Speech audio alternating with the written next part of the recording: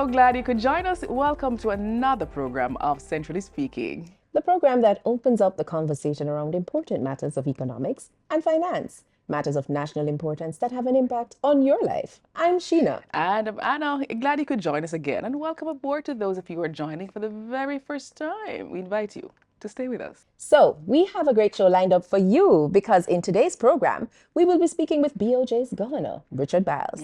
Governor Byles recently addressed the media at the bank's quarterly monetary policy press briefing held on November 25, 2024 at Bank of Jamaica. And that was the final press briefing for 2024. He and his team of deputy governors answered questions from reporters on the status of the economy and the BOJ's monetary policy interventions to date. But before we hear from Richard Byles, we want to hear from you. It's time for Street Check. How will you be managing your finances this Christmas season? To be honest, I just want to save this Christmas, For real, I just want to save this Christmas because New Year coming and know what New Year going to bring. So we have to just put on something. Well, how I will be managing my finances this Christmas season, spend a little, save a little. Save as much as possible. Only buy what I need. Only buy what I need. Everything else is just, a waste of money. So it's save, save, save. I just have to take it one step at a time. If I cannot afford to buy what I plan to buy, I get the most important stuff, and I have to even put down a little thing for the upcoming New Year. For the Christmas year, I go and save and go and spend same time, Because you don't know, you have to put on a little thing for next year, because tamarind season. But to me, see the thing I go on right now, I'm more saving than spending, Because you never know what I go on tomorrow, you see me? The fantastic thing, I don't have 1 cent to spend, so I'm spending nothing. Well, strategically, we have a plan moving forward, At the end of the day, we have to know how we are spend. Can't make the festive season get the best away. We have a budget we sell same way. A new budget I read soon. So, we just take our time, see how the things set.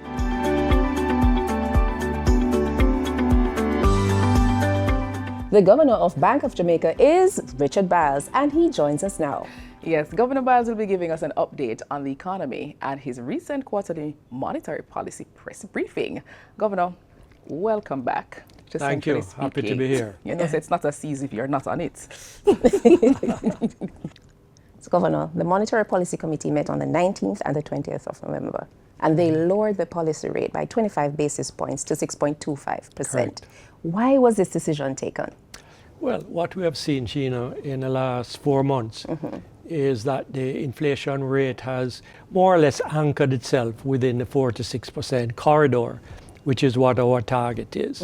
In July, it was 5.1, and that was right after burial, and we hadn't seen the price increase trickle through yet. Okay. And then it jumped again in August to 6.5. So that was outside of the corridor, but we understood why, because of this phenomena of the impact of burial.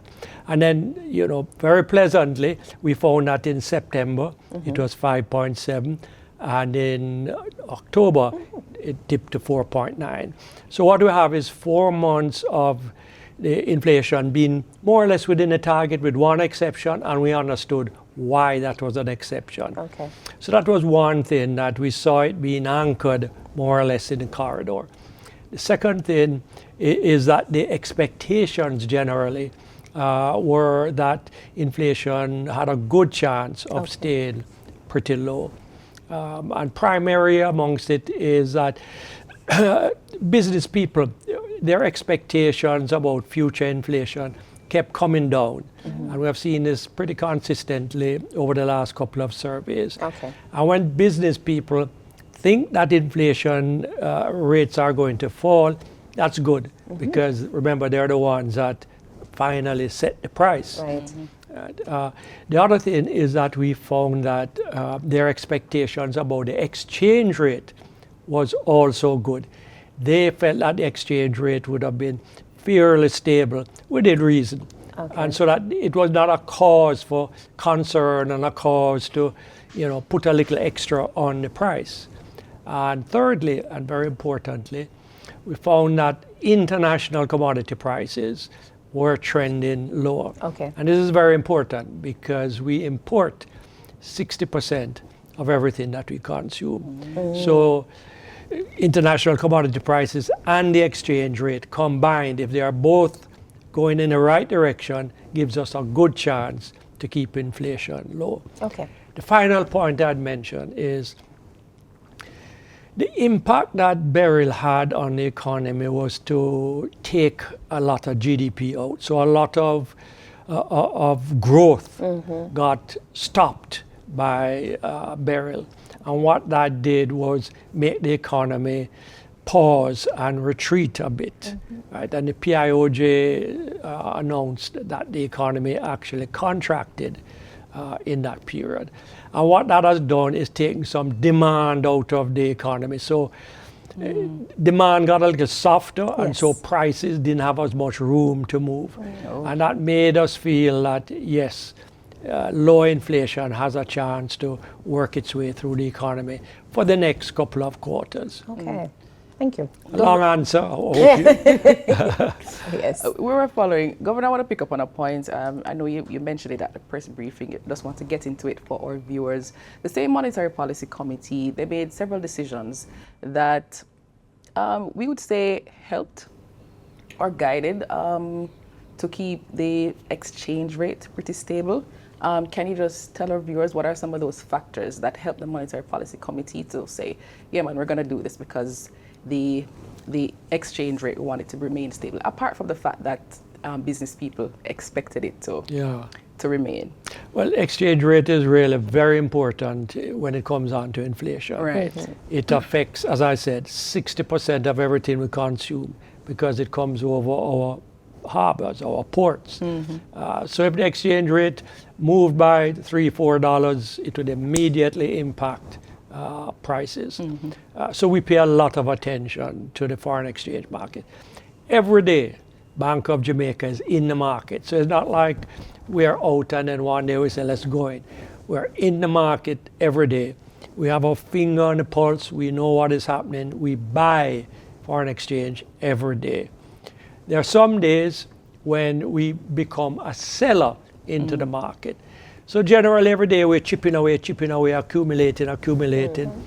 And then when we see the market looks like it is, the demand is stronger than the supply, we sell back into the market. So although people know that, say, for example, we sold $1 billion into the market in the last 12 months, $1 billion US, that's a lot of money. That's a lot of money. Right?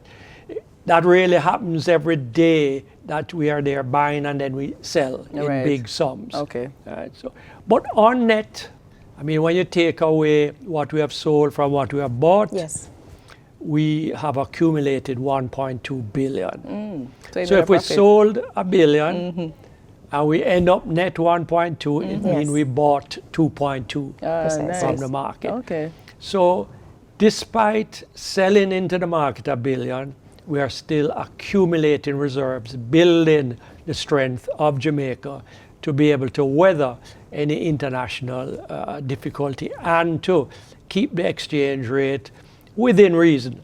We don't target a rate, but we don't like to see things get very erratic. Right. And if you just allow me for a moment, when Petrojam has a bill to pay, it's not 10,000 US, it's more like $3 million, right? US. Sometimes the multinational companies have dividends to pay. And again, it's not 100,000 US dollar, it's a couple of million US dollars. So you have these occasions when the demand gets spiked by these activities.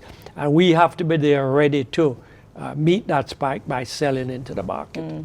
Okay. So, Governor, you spoke a little bit about Beryl earlier. So share with us specifically what impact did Beryl have on prices and how will that impact our target range of 4 to 6%? Right.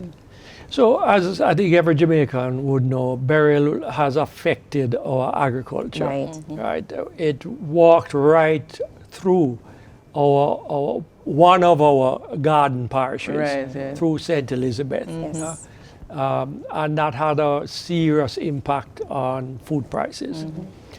What many people don't know, though, too, is that it stopped the mining operation. Oh, yeah? Oh. Yes, Okay. the mining operation had to shut down, take safety precautions. Oh, okay.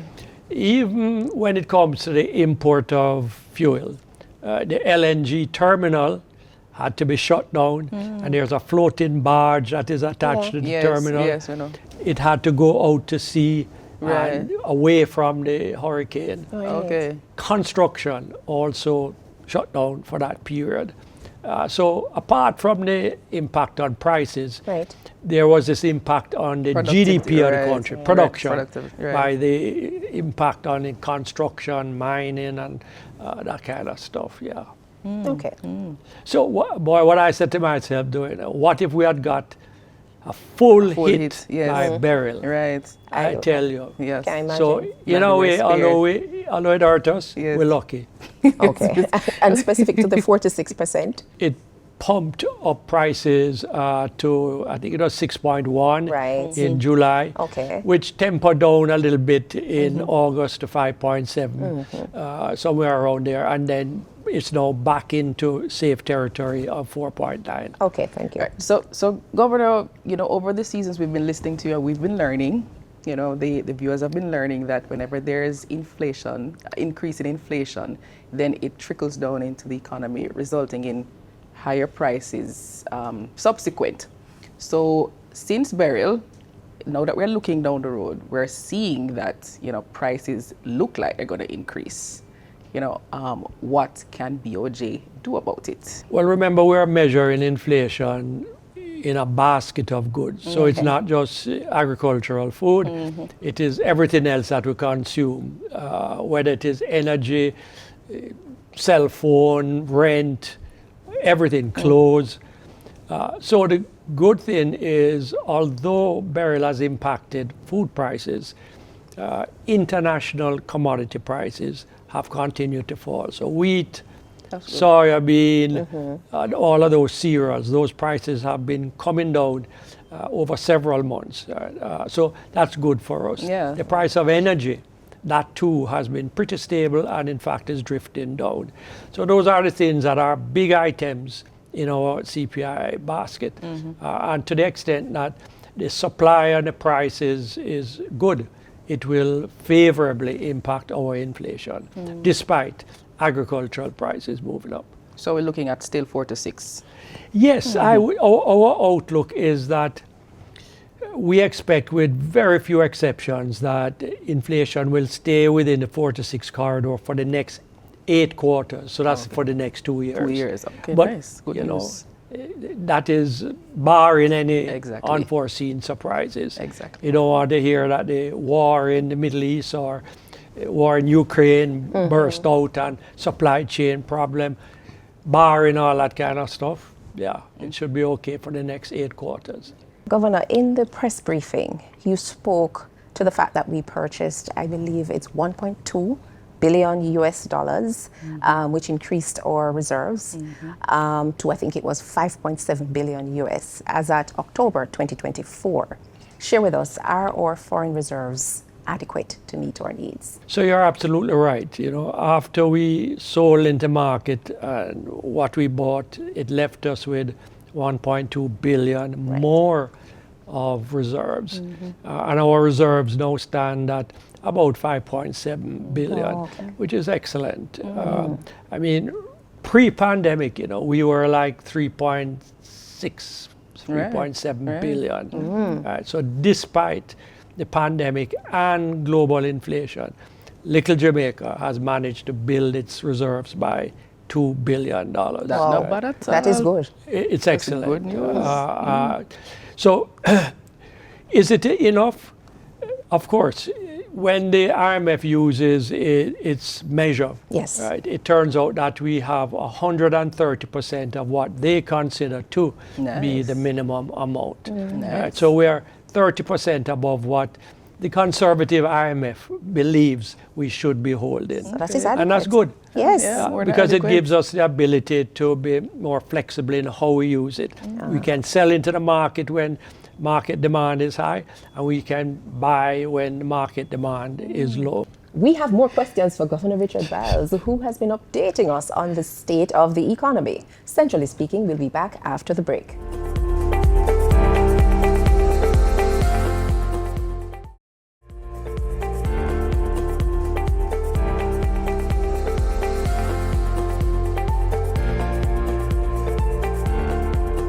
Welcome back to Centrally Speaking. We have been discussing the state of the economy with Governor Richard Byles of Bank of Jamaica.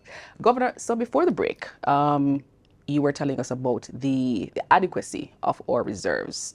Now, I wanted us to go a bit further to ask you about remittances, which we know contribute a large portion of foreign exchange to Jamaica. Now, so there has, of course, been increased uncertainty about the economic state and some policy positions from our major trading partners, probably namely the US and so on, which might affect, among other things, remittance inflows. How can you assure us and our viewers that, BOJ have it under control? We are expecting and what we're going to do about it. What we have are statements. They are not yet policy. Right. And we won't see whether those statements get matched by policies that are as aggressive until new president takes office. So fair point. There may be some changes. And in fact, in looking at how he's been naming his cabinet, there are some commentators who believe that it may indicate that there is a softening. And we are hopeful of that in some of the policy statements. Nonetheless, let's take it for face value. Yes. I think it can have a couple of impacts on Jamaica. One is to the extent that they are tough on immigration. Immigration, right. We may find that our remittances fall. Okay. Now, remittances to Jamaica, I cannot tell you how important they are, because whilst our tourism earnings in gross terms are larger, in net terms, right. remittances are by far our largest foreign exchange earner. So with tourism, let us say we earn $4.5 billion US a year, roughly. A big portion of that, maybe nearly half of it goes back out in imports. Right. With remittances, everything comes to Jamaica and stays in Jamaica. And it trickles down to the communities, right down to school books, to buying in the store. So it is vitally important at the macroeconomic level and at the micro country family level. To the extent that that falls off, it will be a big challenge to Jamaica, both in terms of foreign exchange flows and the social impact. The other concern that we have is that those policies really are kind of inward looking, meaning they would putting up tariffs. It means that goods that we would normally sell would become more expensive there. So it's a kind of protectionist policy that is being spoken about. Okay. And it's to encourage Americans to invest in America. Right. Okay. And in so doing, if they are not investing in Jamaica, that hurts us too. Right. So it may hurt us in terms of our exports of goods to United States, as well as instead of investment coming to Jamaica, it stays in the United States. Right. So we just have to watch it carefully and see to what extent it gets implemented as it is being articulated, and deal with those issues as they occur. So essentially, all countries, they have to navigate their own financial ship and just navigate the weather as it comes. In fact, if you look on a country like Mexico or Canada, Right. That are connected to the United States, not just contiguously, but in terms of economics, I mean, they are totally intertwined. That tariff will be a major dislocation. All right, so Governor, we were just talking about remittances, and I suspect that at Christmas time is when most of the remittances come to Jamaica. Family abroad, hey.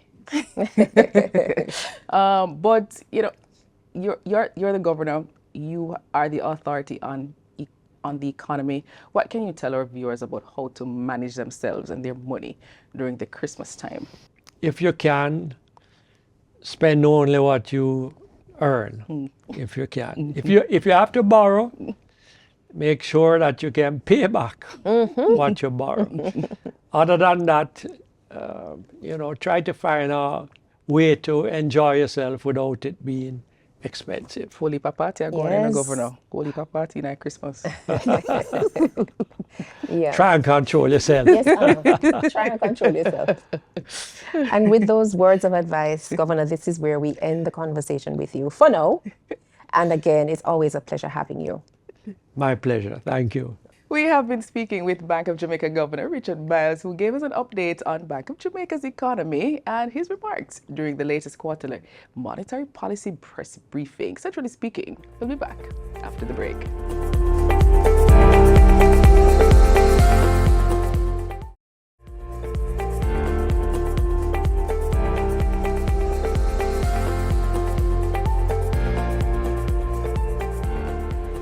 On this episode of Centrally Speaking, we spoke with Governor Richard Byles about the state of the economy. Here are the key points from the conversation. It's time for our Fast Facts.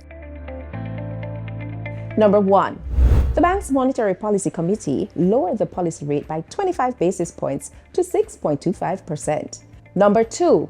Hurricane Beryl resulted in inflation moving above the higher end of the target range of 6%.